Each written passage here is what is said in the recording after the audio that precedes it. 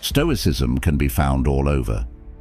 Ancient Greek and Roman philosophy seems to be controlled by one person, Ryan Holiday, and his Daily Stoic, which has 60 million YouTube views, 1.9 million Instagram followers, and several New York Times bestsellers. This person has TED Talks, Stoicons, Stoic Bros on TikTok, and Stoic Quotes on Instagram. But is Stoicism really as great as people say it is? Like many others, I respect many things about the Stoics and Holiday as well.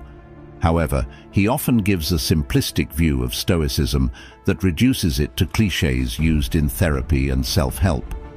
Taking it seriously, though, is Stoicism wrong in the first place, or does it have some big flaws? Is it a view of the world that makes sense? One of the first things you won't learn from Holiday is that the Stoics, from the Greek philosopher Epictetus to the Roman Stoics like Marcus Aurelius and Seneca, had a philosophy that was based on how people saw the world at the time. That was a long time ago, as we'll see. The Greeks said that to be a Stoic, you had to study ethics, which is kind of what Holiday means, as well as reasoning, physics, and other subjects that deal with nature and the world. Also, the Stoics lived in a world that was very different from ours. Because of this, they may have had some bad ideas that don't always apply to today. They worshipped different gods, believed in personal fate, didn't understand nature as well as we do, and lived pretty violent, brutal, and short lives. The ancients had a lot of wisdom, but they also made a lot of mistakes. Remember this. Let's get started. We will talk about what Stoicism is and how to think about it. We will also look at how it came to be and what life was like in ancient Greece and Rome. Finally, we will talk about what other philosophers, like Nietzsche and Hegel, said about the Stoics and where its contradictions might lie. Finally, we will ask what it says about our own time in history. What has become known as the dichotomy of control is at the heart of Stoicism and where most people begin their journey. The Greek philosopher Epictetus wrote it in 125 AD in his Enchiridion, which means handbook. Epictetus said that the first task in life, the first job of the philosopher, is to separate things into two pots, what is in our control and what is not in our control.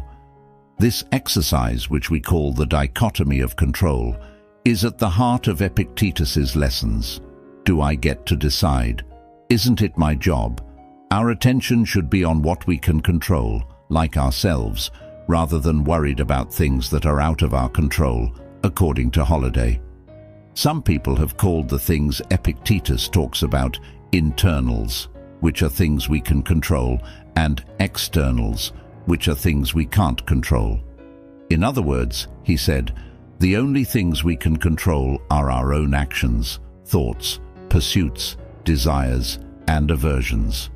Things outside of our control include our bodies, our property, our image, our commands, and, in a nutshell, anything that is not in our control. For example, he said, I cannot escape death, but I can escape fear of it. In this version, fear of death is an internal force that we can control whether or not we are afraid of it. The problem with this clear line between what we can and can't control is that it gets less clear as we look more closely. We could have control over some things. We can't control some things right now, but someone else could. We could have control over some things if we thought of a way to do it, and we didn't have control over some things in the past, but might in the future. One thing Epictetus might say to me is, I don't control how many people will like this video. I only control how hard I work on it. Then I do have some control over how many people like it, which sounds good. If I work at it, learn from my mistakes, and look you in the eyes and into the camera lens with sincerity, maybe more people will remember to like. Or, on second thought, at least don't turn off. That being said, you get the point. I can control a lot of outside factors. This is true for everything. You might say that you have no control over the people around you, your health, the media, government decision-making, or nature, but you do. You do this by taking small actions like convincing, fighting, building, and engaging. Everything you look at makes the line between what you can control and what you can't look like it's not there at all. This split comes from the ideas of Zeno of Citium, who was the first Stoic and opened the Stoa school in Athens in 301 BC. Zeno tried to figure out what was really good by looking at things that came from the outside world, like food, wealth, possessions, and things like looks and talents that we're born with and can't change. He saw that all of these things could be used for good or bad, so they couldn't be called categorically and universally good. You can't count on any of them either. They come and go. They're not reliable. The only thing we can control is our reason, our virtue, and our good nature. This is what determines whether things are used or abused. He told us that we shouldn't care about anything else, the outside things. But once more, this clear line of separation gets fuzzy. The problem is that it's hard to say we shouldn't care about things outside of us while also admitting that they are useful. This is because, as much as we'd like not to depend on them, we do. We need food, clothing, relationships, and other things. For this reason, Zeno said we should both not care about them because they are outside of us and beyond our control, and think of them as preferred indifference, which means we should want them if we can. Because of this, there is a problem with the Stoic method. The philosophy can't really value some things more than others because it only labels them as external and says we shouldn't care about them. On a Stoic level, it kills everyone in the world. For the Stoics, that neat line is broken when you recognize a link to something as part of who you are and how you live your life. If we value plants for building, food from nature, friendship for talk, and technology to help, we recognize that the world isn't something separate from us. We're part of it. As I say a lot, we're nature reflecting on itself. We need a way of valuing things, which is where philosophy frequently comes in. Without a value system, we have no basis for acting, choosing, or being king. Also, valuing means attachment, so when we value food, we recognize that we need it, that we're connected to it, and that it's part of us. Value systems link us to the outside world and give us things like hope, need, want, desire, movement, and life. As we will soon see, dividing the world makes us separate from it. The next thing we should think about is why the Stoics wanted to separate themselves from the rest of the world. The tragic history of Rome and the shortness of life. One of the main ideas in Stoicism is that life is tricky, uncertain, and short. Everything changes, rises and falls. Things in the world change over time. Seneca said, "All things human are short-lived and perishable."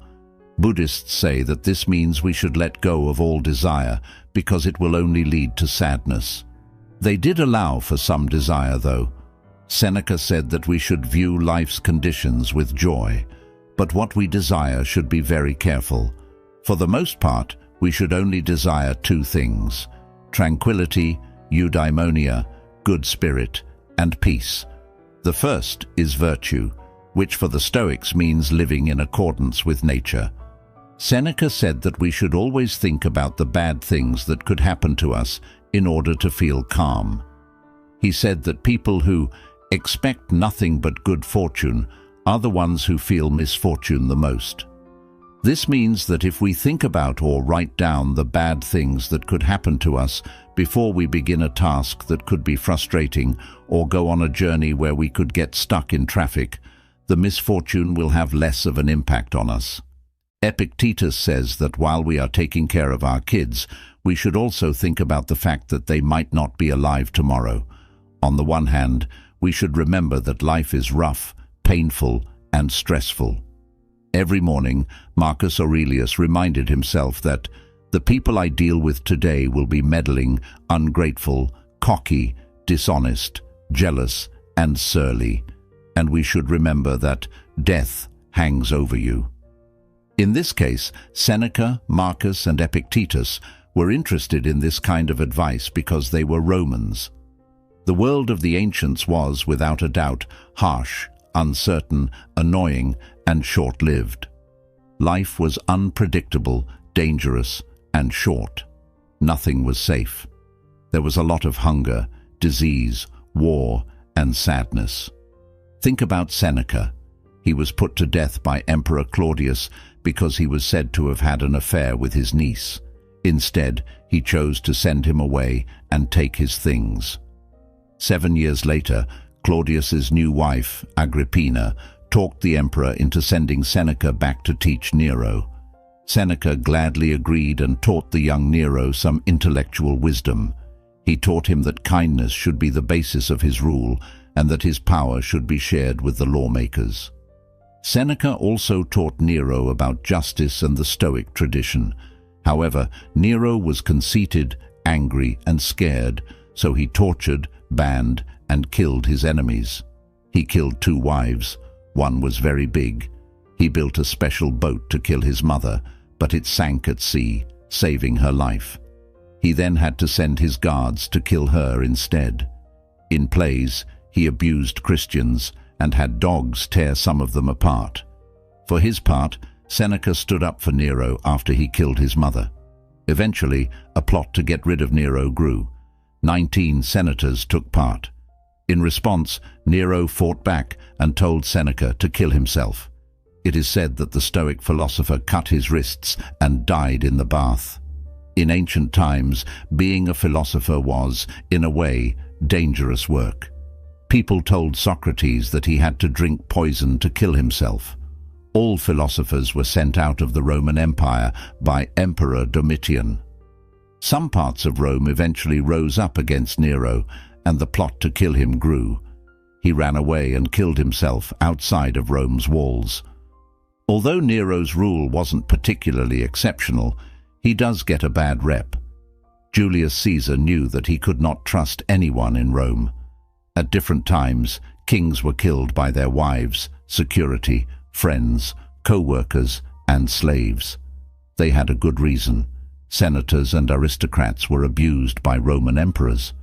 Emperor Gaius laughed out loud at a dinner party and, when asked what was funny, said, "Just the thought that I would only have to nod and your throats would be cut on the spot." Domitian invited senators to a dinner party where everything was painted black and the senators' names were carved into tombstone slabs. The emperor made fun of them at dinner by talking about death all the time. After dinner, he sent them home. Friday night wasn't great. In turn, he was killed himself later. Domitian's replacement, Claudius, put 35 senators to death. The Senate was afraid of Caligula, and in the end, senators and guards killed him after many failed plans. It is said that Vespasian started the Great Fire of 64 AD to clear Rome so that he could build his new house. Each replacement was a mess. Emperors and the Senate are always putting each other's powers to the test. There was a lot of incest, rape, and pedophilia. There were a lot of fires and diseases. It doesn't matter if Nero played while Rome burned. It did burn for 5 days. Almost a quarter of it was destroyed. In half of Rome's areas, there were only a few houses left standing. Following Spartacus's uprising, 6,000 slaves were put to death along a 120-mile road. Imagine seeing a man in pain on a cross every 30 meters for 120 miles. Imagine having a terrible nightmare while walking for days along a busy road past that. That's one of the cruelest things I've ever heard about in history. Not even the Nazis would have been brave enough to do that. With all of that in mind, it's easy to see why Seneca wanted to tell himself every day how hard and short life was. It might have been helpful for him to put the risks of top Roman man life out of his mind by concentrating on what was within his control. Barry Strauss, a historian, put it this way: Nero knew better than anyone else that Rome was rich. but there was nothingness beneath the wealth. People like Seneca and the Stoics thought that inner peace was the answer. The Romans said, "Eat, drink, and be merry, for tomorrow you die." Stoicism is not a philosophy of life, it is a philosophy of sadness. The fate gods. One more thing you might not learn from watching someone like Holiday is that for the ancient Greeks, Stoicism was a way of thinking that included studying logic, physics, and ethics. Their ethics, which is the part we talk about most today and looks at how we should act, is based on an ancient Greek view of logic and physics as well. The Stoic system, for example, is so well built, so firmly joined and welded into one, with such close interconnection of the parts, that if you change a single letter, you shake the whole structure, wrote Cicero. Now, the Stoic view of physics was much broader than our modern view. It included the study of nature, religion, the world, and how things worked.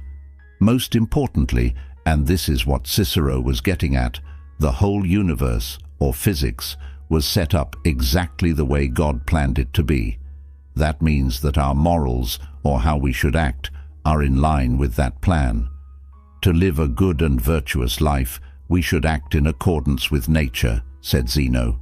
In his Meditations, Marcus Aurelius says that we shouldn't go against nature's law and that we all fit into nature's scheme. He also says that we shouldn't fight nature and should instead do what nature tells us to do. What does this mean?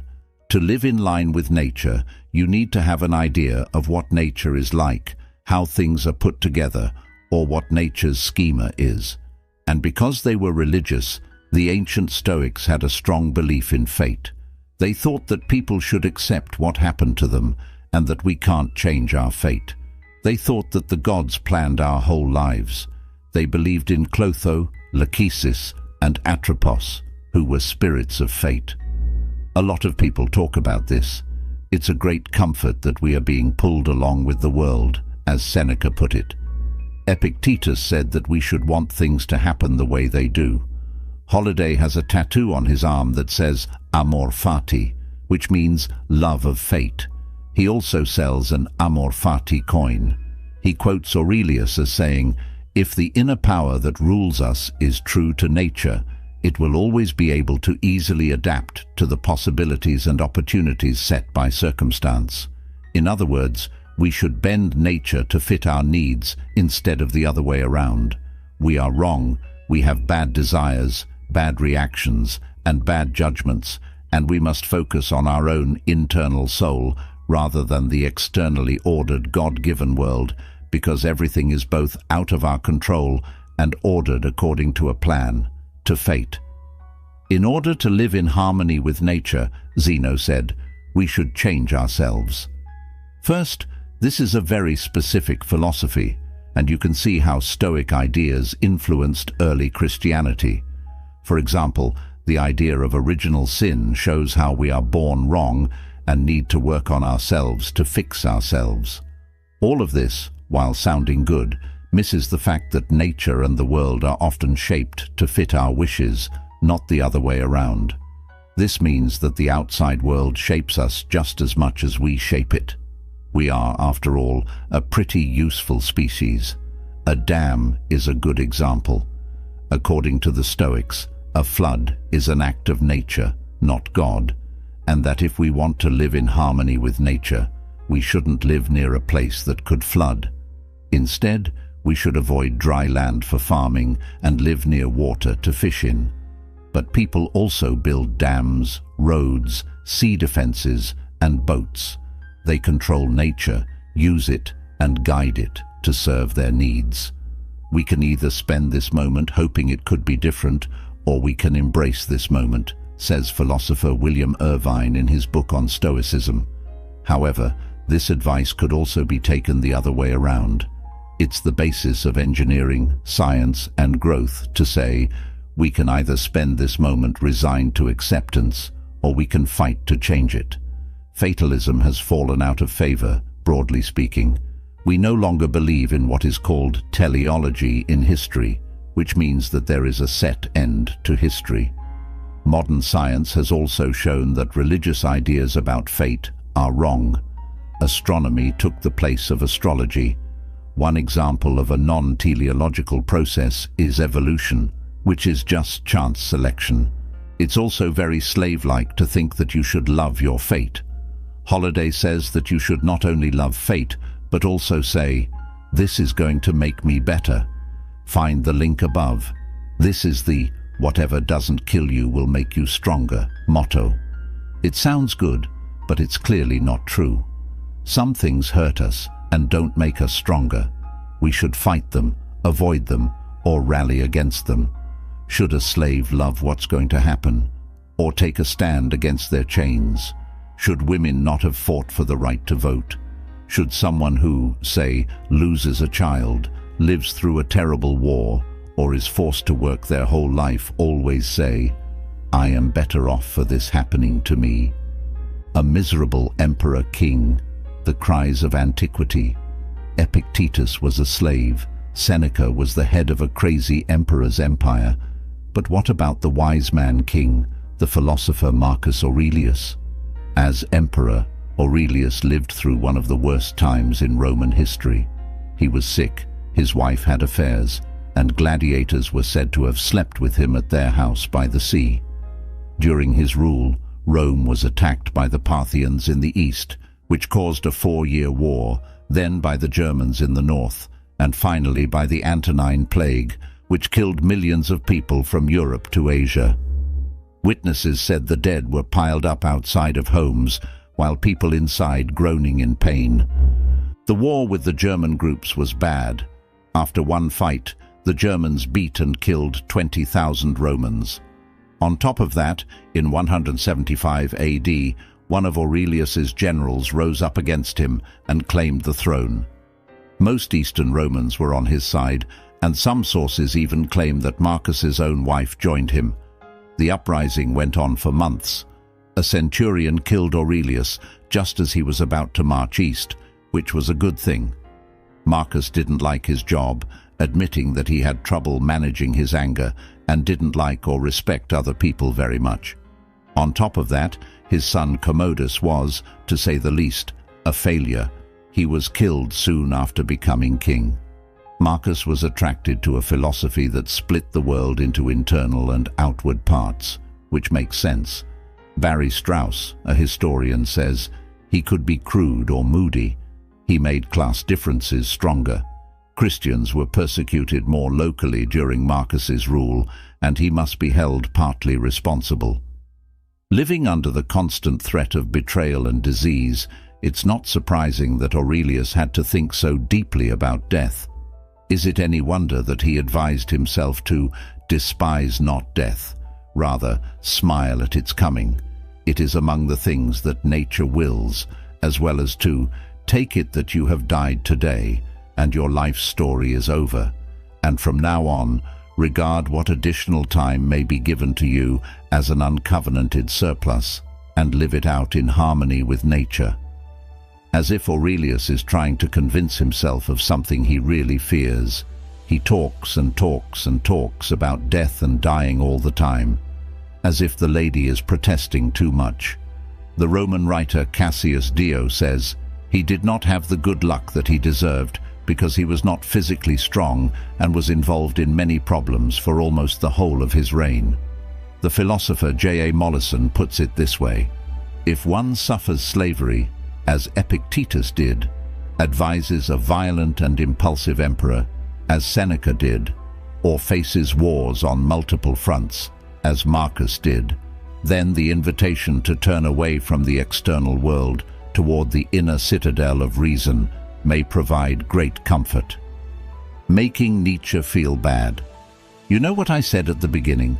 Stoicism still seems useful, and there's a lot to respect about it. Friedrich Nietzsche, an Uberchad from the 1800s, wrote about Stoicism and showed that it has some important ideas, but also seems to make no sense. Nietzsche draws inspiration from the Stoics in a lot of his writing because he likes the love of fate and admires their ability to be self-sufficient and as resilient to outside forces as possible. We free spirits, are the last of the Stoics, he said. He knew where it came from, though. He wrote, "Stoicism may well be advisable for those with whom fate improvises, who live in violent times, and who depend on impulsive and dangerous people."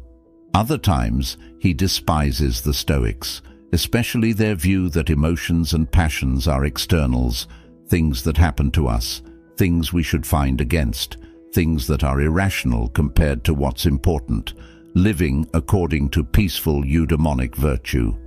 He wrote, "The main goal of Stoic education is to get rid of all things that make people easily excited and to limit the number of things that can affect a person at all.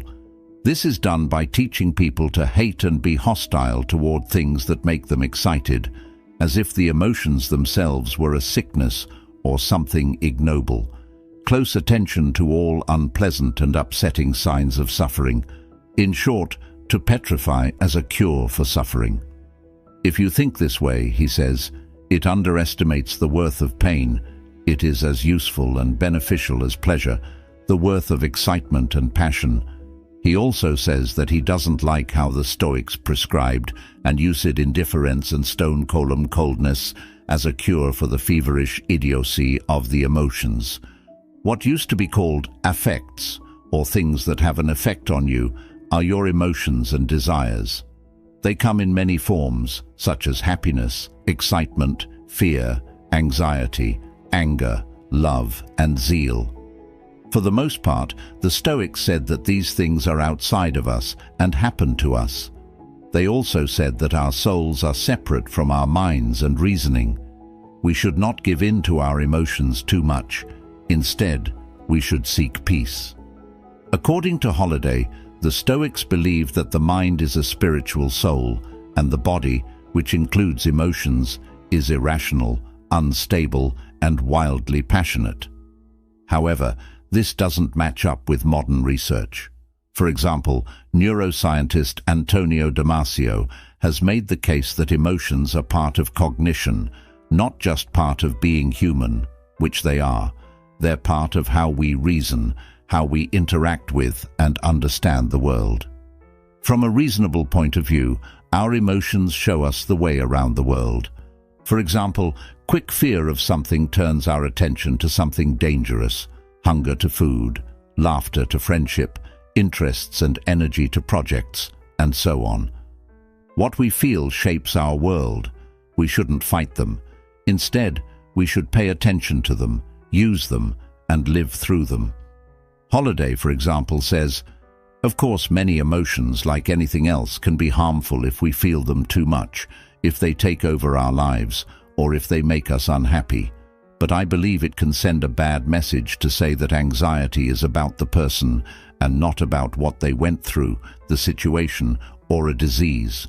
Sure, anxiety can be a sign of a real problem, danger, or issue in the world, but sometimes it's just something small and silly. What we think is bad often has a good side to it.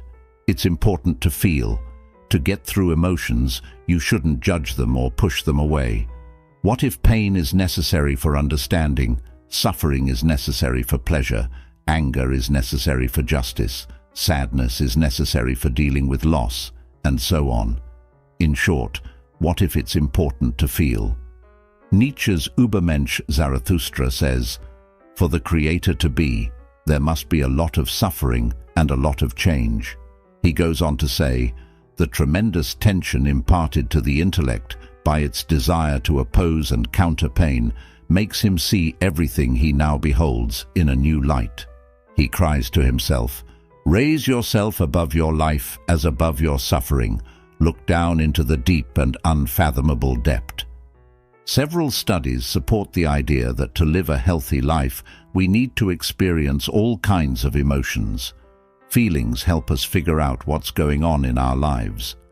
One study found that drinkers who tried to hide their feelings and thoughts about drinking had more of them. It was found in another study that people who tried to fight their negative emotions had more of them than people who just let themselves feel upset or anxious. It was found in another study that accepting anxiety was a better way to deal with it. They discovered that people who were stressed about a job interview or test did better on the task at hand, while people who were told to cheer up did worse on the task. Pessimists were less likely than optimists to experience sadness after a bad life event, according to another study. There are links to those studies below. There are many parts to our emotions, but they are an important part of our lives, good and bad. Being angry, gloomy, or sad isn't a good thing. It's just that we often don't give the reasons we're feeling that way enough credit and don't understand, work through, or experience them correctly. It was Nietzsche who said, "The passions have been brought into disrepute because of those who were not strong enough to use them." What if, instead of seeing death as something to accept, life as something temporary, emotions as something to get over, and nature as something that just happens to us, we saw ourselves as connected to and having a good relationship with the world and ourselves shaping it? What if we didn't care about anything and limited what we valued? What if we actively valued things and said, "Yes, I want this," with full faith? We're aware that we're affected by and change the world. What if we don't love fate, we hate it? What if we say, "Pugna fati," which means fight fate? "So you want to live according to nature?" Nietzsche wrote in a notebook with a mocking tone. Oh, you good Stoics, this phrase is such a lie. Imagine nature that is wasteful without limits, uncaring without limits, without direction and care, without kindness and justice, both fertile and empty and unclear at the same time. Living, isn't that wanting to be something other than nature? Don't you think that life means judging, favoring, being unfair, being limited, and wanting to be different? The German philosopher Georg Wilhelm Friedrich Hegel also didn't like the Stoics.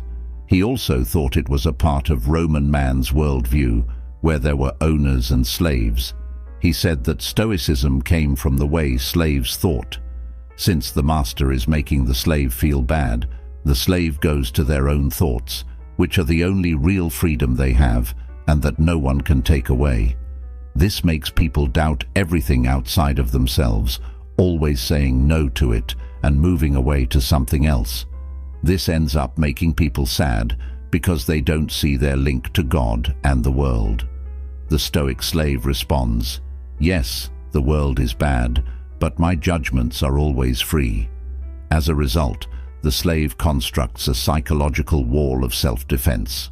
But it doesn't explain a very important fact. The world keeps happening to the wall, no matter how high or well-built it is. What it wants, needs, feels, and knows keeps coming up against the challenges and pressures of the world, pushing it to interact with the world and change the circumstances it finds itself in to move history forward. We make our cases and come up with new things for a reason. The creative individual deliberately seeks to confront and break boundaries, to expand the domain of human experience, to overcome limitations hitherto unchallenged, or to vanquish resistance perhaps thought unassailable, writes philosopher Bernard Regenster. Good luck, Pugna.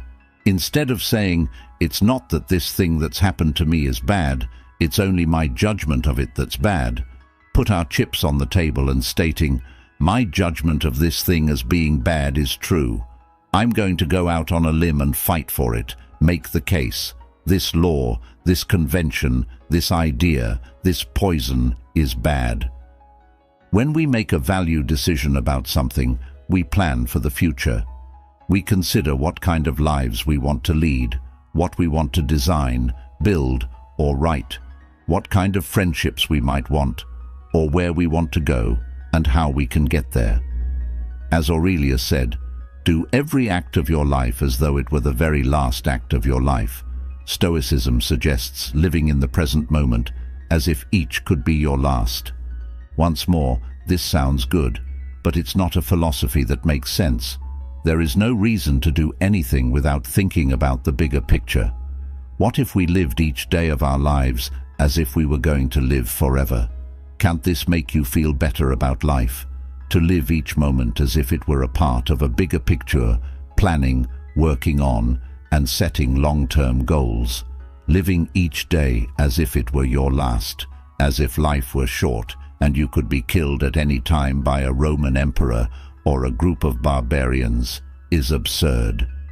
Dreams are all we have. In the middle of a war, historian Henry Gruber talks about Seneca, who sees his property stolen, his daughters enraged by the enemy, and his home city taken over by the enemy. As Gruber says, this is a very scary passage. Seneca says, amid swords flashing on every side and the uproar of soldiers bent on pillage, amid flames and blood and the havoc of the smitten city, amid the crash of temples falling upon their gods, one man alone had peace. Even after everything that has happened, the sage stands unmoved. Do you love me? In other words, don't plan, dream, live, desire, hope, or fight against it. Why use Stoicism? Now, to understand why Stoicism is becoming popular again, we need to look at our own time and how it relates to philosophy. Things like science, government, industry, and technology have made modernity possible. But modernity is mostly about one thing: control. Sociologist Max Weber said that science and technology, in particular, have been about disenchantment of nature since the Enlightenment. This means making the world less mysterious so that we can understand it better and gain more control over it. To build tools and structures, we need to understand physics. To control diseases with drugs, we need to understand the elements. To study geology and get rocks, we need to understand the elements. To make plans, to organize transportation networks, and so on. But postmodernism calls this control into question. How much of the world have we really tamed? Capital moves quickly and randomly around the world through stock markets as a result of neoliberalism and digital finance. Around the world, prices and assets are mostly controlled by private companies.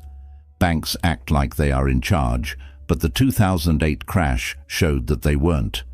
Iraq and Afghanistan showed that the US does not have complete control over world events. An outbreak told us that we don't have as much control over disease as we think in a post-truth world where facts are always in question. To get anywhere in the world, we have to hand over control of our lives to experts. Most of the time, we don't know how our phones or planes work, but we trust scientists and experts, even when we don't know much about them. To put it another way, we're faced with even more of those externals, or things outside of our control.